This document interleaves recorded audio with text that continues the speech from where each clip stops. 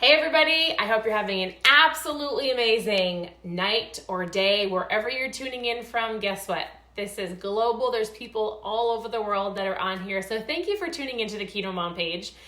We love having you. We love seeing so many of your names over and over again. And so it's super encouraging and it's fun to watch you on your journey as well. So as you're tuning in, where are you tuning in from? So our family's in Kentucky.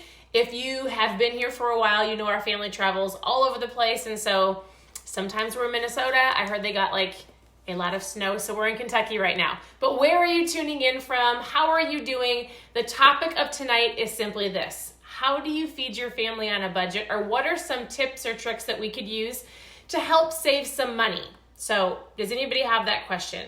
That is something that kind of has been coming in or asked quite often.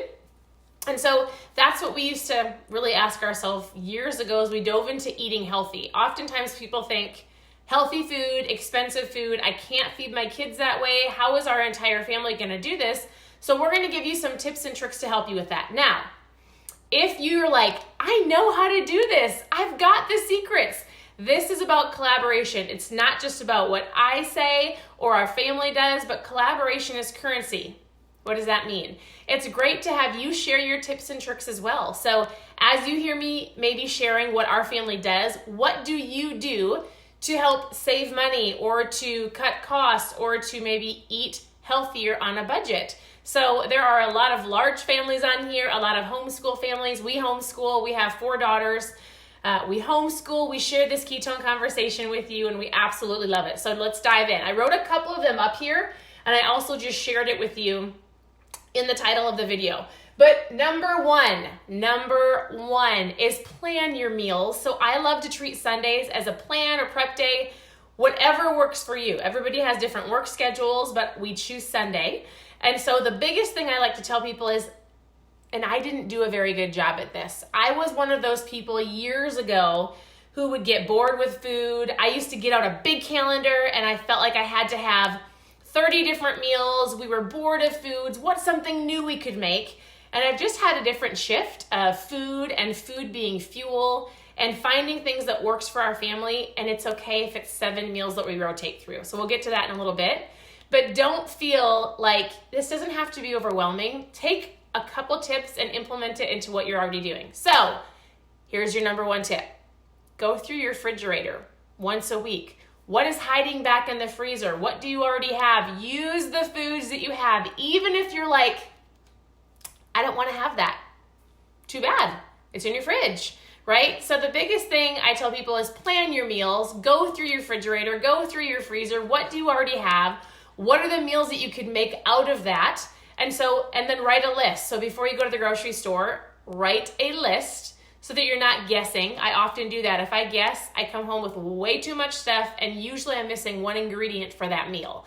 I heard a really funny, I was listening to a podcast or a book today, and men, I'm not trying to pick at you, but I was listening to a podcast and he had said, hey, did you know statistically, let me see if I can say the word, statistically, if you send your husband or your spouse, or if a man goes to the grocery store, it was like 73% of the time, they will come home with way more that was on the list, and they're more likely to come home with some junk food. So if that's you, guess what? Don't go to the grocery store without a list. But I heard that and I kind of giggled because I kind of thought of my husband, and I think he would do that. Maybe he wouldn't, but I actually think he might. Bring flowers. What? Bring flowers. My husband does bring flowers. And if you do not have, you're not going to see my husband right now, but he's on the other side of the camera. You often hear his voice.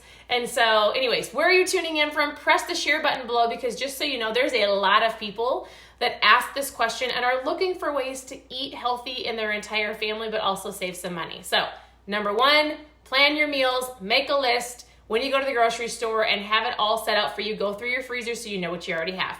Number 2, I love Aldi and Costco. So I love them for both different reasons. I think Aldi is a great grocery store because they actually have some really good prices on food. Anybody shop at Aldi? And they're actually getting more organic, whole foods if you're looking for just some good produce. Aldi is a great option. Bring your quarter so you don't forget your quarter, right? So you can have a shopping cart. And then I love Costco. Now here's the deal. I rarely get out of Costco without spending $300 to $500. But if you plan it right, and if you look for some good deals, you can put a lot of the stuff in the freezer that will last you for more than 1 week. So whether it's meats or frozen vegetables, different things like that, you can plan all of that and throw it in the freezer. Okay, those are 2 of my favorites. Number 3, don't shop when you're hungry. Self-explanatory. When I'm hungry and I shop, I usually grab more. So that's not on my list. Number 4, pack your lunch. Who usually goes out for lunch for work? So simple things. Do you have access to a fridge? Do you have access to even like a special drawer in your desk? Pack it for the entire week with snacks and different things so you're not grabbing things out of the vending machines. Maybe you're not going out for lunch with coworkers. Pack your lunch. You're going to save yourself some money. Also, not going out to eat. I know that most people don't count the nickel and dimes when they go through the drive-thru or grab their kids' chicken nuggets, or maybe you're grabbing whatever it is you're grabbing every single day or a couple days because it's $5 here and $10 here, but that adds up. And so don't go through the drive-thru. Don't go out to eat. We told our girls, like, we're really honing in on going out to eat for a couple of reasons. When we go out to eat, it's probably anywhere from $75 to $100. And I usually can make it better at home. It just takes a little bit more time. And we save money. So try not to do that. We always look for little Groupons or coupons or things to help with that, or it's a fun special occasion. A couple more things. Okay, I touched on this in the beginning. Anybody out there feel like you get bored with food, you need 30 different ideas? I was like that, and what I found is I find the meals that everybody loves that are more cost effective. So taco nights, super cost effective, right? For especially big families. What are some meals that you make that are great meals for the entire family, that are healthy, right? That are a cost effective meal? So tacos are great. Lasagna, you can make a keto lasagna is great. My kids love chicken tacos, so we've got chicken dip. And so different things like that. You can stock up on vegetables. Here's a couple other fun things. When it's nice and spring out, you can do local farmers markets. You can plant your own garden. There's so many things that you can do to help you save some money. So one more tip, I kind of feel like it's a twofold. I love to bring our kids to the grocery store because they get to learn, right? It's a learning of, like, I show them how to flip things over, to look at the package. The tip is to flip. But also, what happens when your kids are at the grocery store? You might grab a couple extra snacks. You might grab some things that you don't want because you find yourself eating it. And so all of these things are little tips to help you on this journey. There's lots of ways that you can save money. Here's the biggest thing too. Eat your leftovers. I have found more people, it's crazy, that don't like their leftovers, or they find things shoved in the back of their fridge that's 3 days old and they should have eaten it the day. So it's all about thinking food is fuel, right? I'm going to tell you something really funny. My husband tonight, I made steak and asparagus, and he was like, I don't really feel like steak. And I'm like, eat your food. We're eating our food. He's like, I really want something else. I'm like, it doesn't matter. We made steak. It's delicious, right, babe? Wasn't a ribeye. It wasn't a ribeye. It was a sirloin. He prefers a ribeye. But sometimes I think we just get in this, like, I want something else. I'm bored of my food, right? But if you're really on a budget, pick those meals that everybody loves and stick with it. So we probably have 10 meals that everybody loves, and that's what we eat, and it's completely fine.